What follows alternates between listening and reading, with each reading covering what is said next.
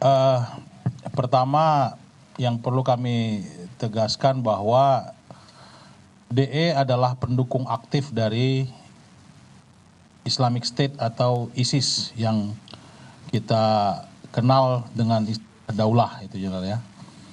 Awalnya yang bersangkutan pada tahun 2010 itu pernah bergabung dengan jaringan Mujahidin Indonesia Barat.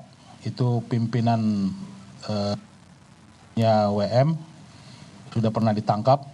Namun setelah memang jamaahnya bubar, Jenderal. Jamaahnya menyebar. Salah satunya adalah saudara DE ini yang kemudian ya dengan bahasa kita menjadi berselancar lah, berselancar bebas di memanfaatkan ruang sosial media. Pada 2014 DE pertama sekali menyatakan baiat kepada Amir ISIS. Nah, dari situ mulai dia melakukan aktivitas-aktivitas persiapan-persiapan, Jenderal. Jadi yang bersangkutan melakukan latihan, kemudian melakukan pengumpulan peralatan-peralatan yang dibutuhkan. Nah, yang bersangkutan itu memang sangat aktif di sosial media sampai beberapa akun sebelumnya itu sudah di-report dan ditutup oleh Facebook maupun YouTube karena diduga mempropaganda aksi terorisme. Namun yang bersangkutan seperti biasa yang lainnya berganti akun lagi, kemudian dia memposting lagi dan lebih privat belakangan ini. Sekitar 3 minggu ke belakang, ini puncaknya bahwa yang bersangkutan terlihat girohnya semakin tinggi dengan menyebarkan ajakan atau himbauan untuk amaliyah atau untuk melakukan aksi terorisme. Sehingga pesan-pesan itu disebarkan secara private menggunakan timer message, sehingga ketika sampai di si penerima itu dibuka dan langsung hilang dari server atau dari jaringan. Nah, ini sedang kita dalami postingan-postingannya atau private message itu dikirim ke siapa saja itu, Jenderal. Nah, kita kemudian mengamankan yang bersangkutan setelah memprofiling.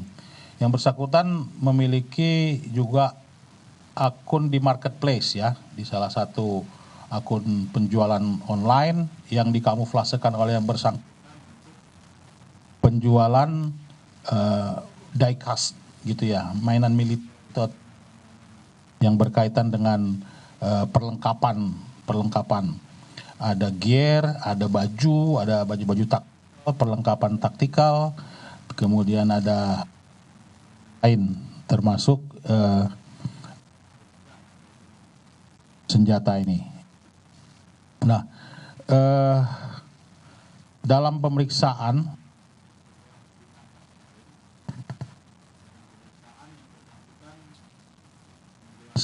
bahwa inspirasi karena memiliki giroh setelah melihat aksi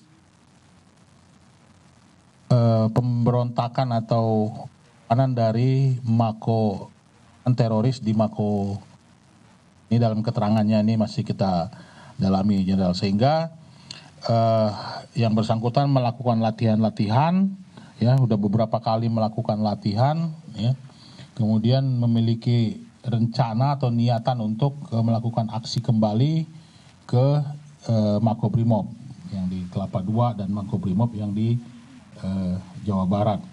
Juga terhadap beberapa markas tentara yang sudah dikenali atau ditandai, diprofiling oleh yang bersangkutan. Nah, dari sini kita kemudian melakukan penggeledahan ke rumah dan kita sangat dikagetkan dengan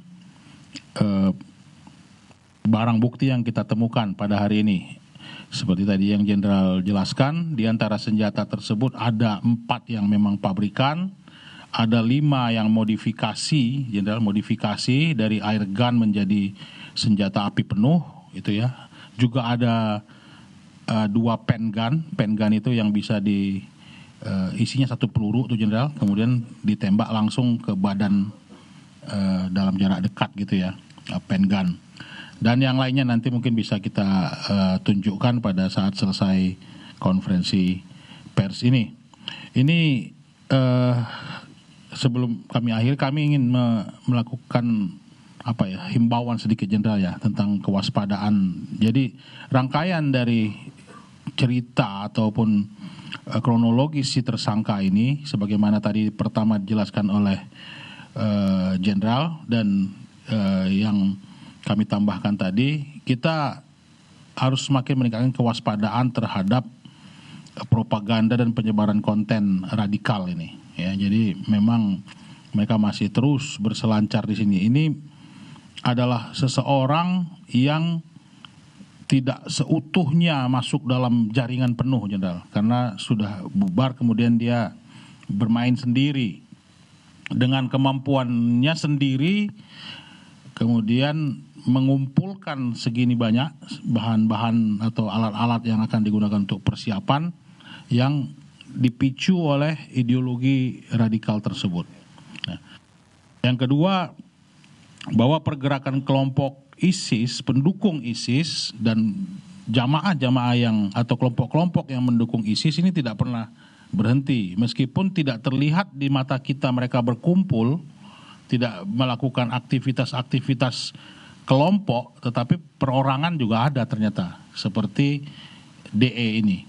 Nah, ini yang harus kita menjadi pembelajaran baru juga untuk kami dan kita semua nih, Jenderal. Dengan adanya senjata ini, mari kita lihat bahwa bukan cuma senjata pabrikan yang berbahaya, tapi modifikasi yang dari senjata air gun ataupun airsoft gun itu, Jenderal, itu juga dapat ditingkatkan menjadi senjata api dengan kemampuan atau dengan keahlian seseorang gitu. Nah, ini dalam konteks ini mungkin kita perlu kerjasama nanti dengan beberapa Polda juga, Jenderal, termasuk Polda Metro di mana wilayah hukumnya ini, untuk mengungkap bagaimana ini bisa terlaksana atau perdagangan airsoft gunnya, kemana nanti menjualnya dan sebagainya.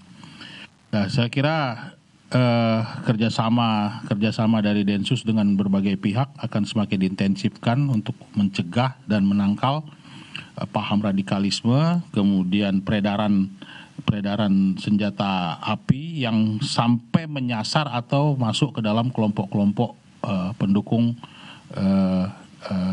Islamic State atau ISIS dan kelompok teror lainnya.